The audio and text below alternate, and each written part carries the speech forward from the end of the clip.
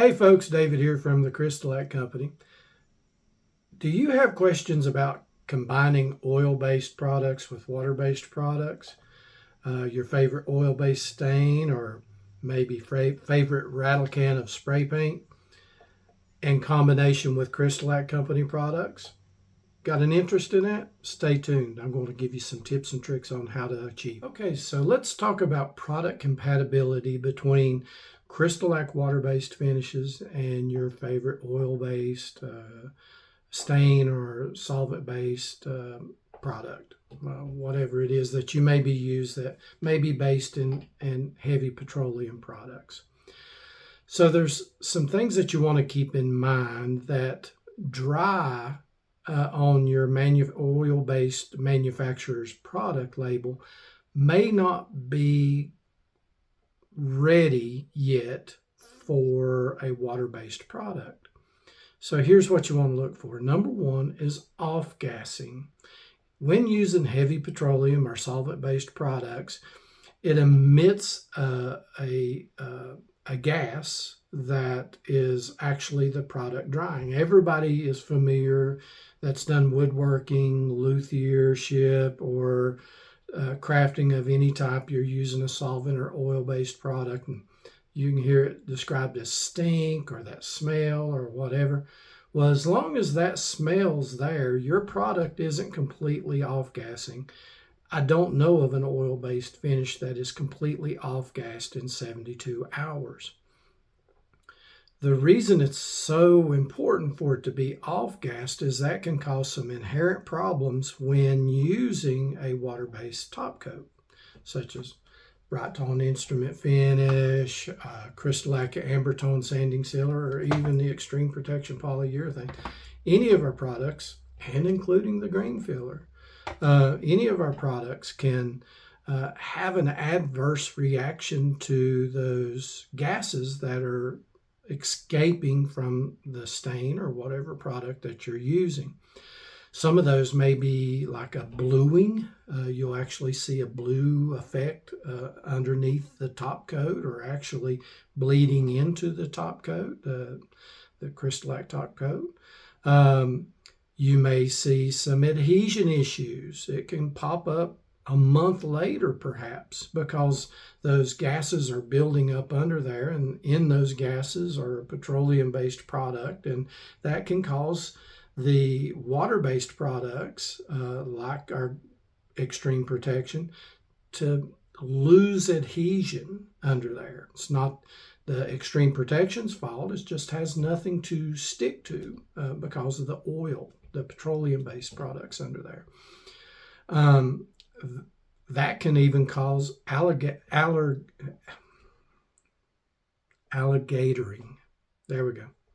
It's a good thing we make great top coats, because we make terrible videos. Alligatoring. There we go. Got it. Where the finish actually cracks. I've seen it as bad as, cracks this wide and deep all the way down to the stain. So you want to avoid those. And here are some of the ways that you can avoid those. Wait a minimum of 72 hours. Now that 72 hours is in a nice room temperature, 65 to 85 degrees. 85 is a little warm, 65 to 80, somewhere in there, with air circulating, fresh air being introduced into the area where the oil-based product is drying and off-gassing.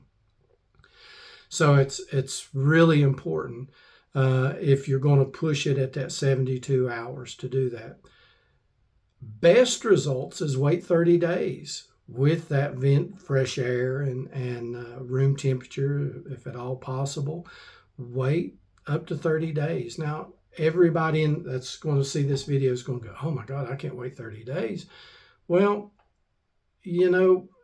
take the steps, like I said, to forced ventilation, room temperature, and do your best. Wait as long as you can. When in doubt, air it out is always the best policy to avoid any whatsoever hiccups or problems.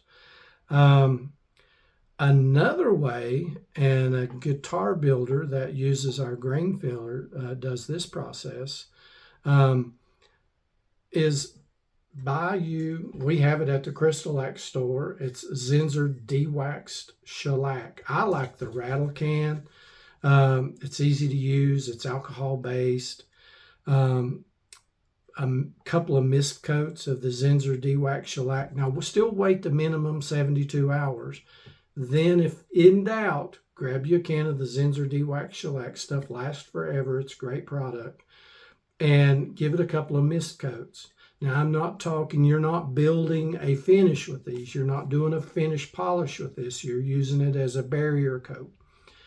Put the barrier coat over top of your 72-hour application of oil-based products, or even solvent-based. Some solvent-based you can do 48 hours if you're doing a barrier coat, but when in doubt, air it out.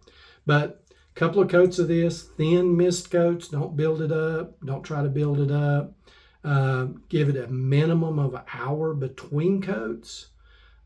Two, just in case you miss something on the first one. You don't want any problems, so you want to ensure you get a good coat of this.